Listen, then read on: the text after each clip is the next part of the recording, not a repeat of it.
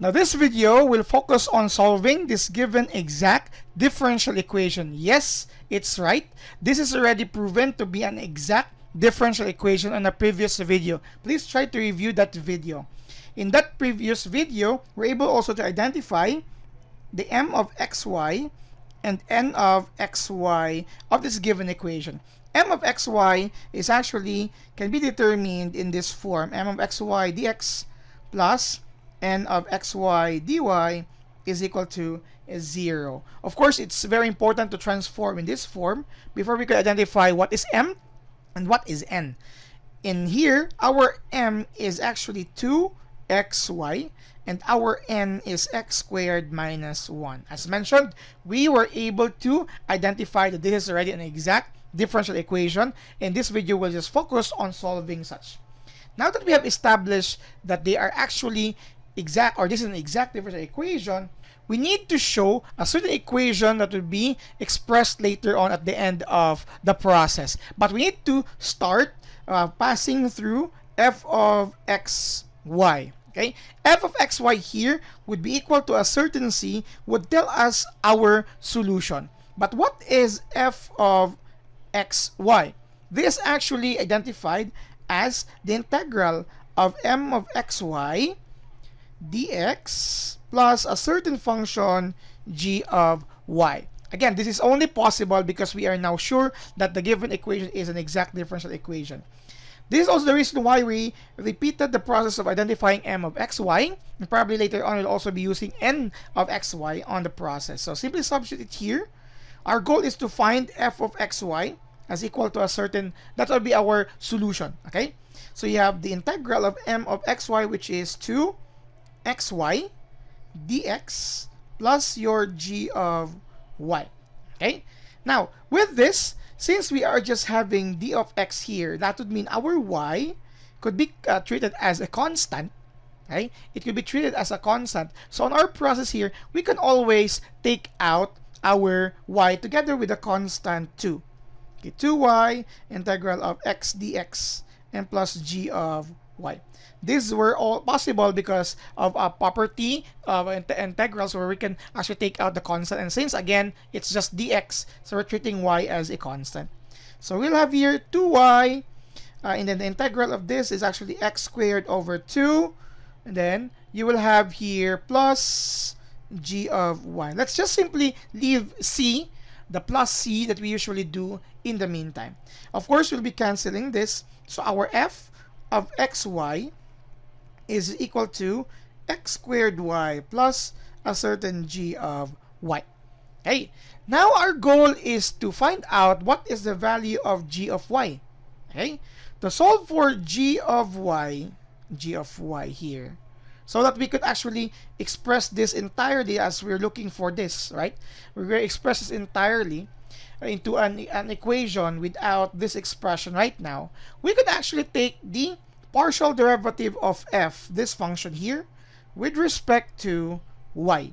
Okay, so if we take that, we will have here the partial order derivative of our f, which is x squared y plus g of y over, or with respect, sorry, that's not the partial derivative of y, our independent variable.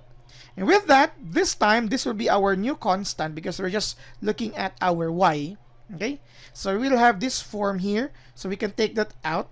We can have, or we can just simply take this as a constant, and the derivative of this will become 1. So you have x squared plus the, since this function here is function of y, whatever will be that function that would be, of course, we know that that's actually g of, or the first order derivative of function g of y. This is our partial derivative of f with respect to y. Again, so this is the first process. Identify f of xy and then take its partial derivative with respect to y to get this, because the partial order derivative of f with respect to y is just equal to your n of xy. Okay, your n of xy earlier is this one here, x squared minus 1. So let's write it here. So our n of xy is x squared minus 1. And again, the partial derivative of f with respect to y is just equal to your n of xy. So if we are going to substitute them, x squared plus g prime of y is equal to x squared minus 1. Of course, you can drop this, you can drop that, you will have g prime of y, which is equal to negative 1. Okay? What we would know, what we want here is actually to complete this solution by identifying what is g of y. So we can actually use, since this is the first order derivative, sorry for that, let me increase the space. Okay. This is a first order derivative. You can take the integral of the first order derivative of g of y to return to g of y. You do the same thing on the other side, minus 1.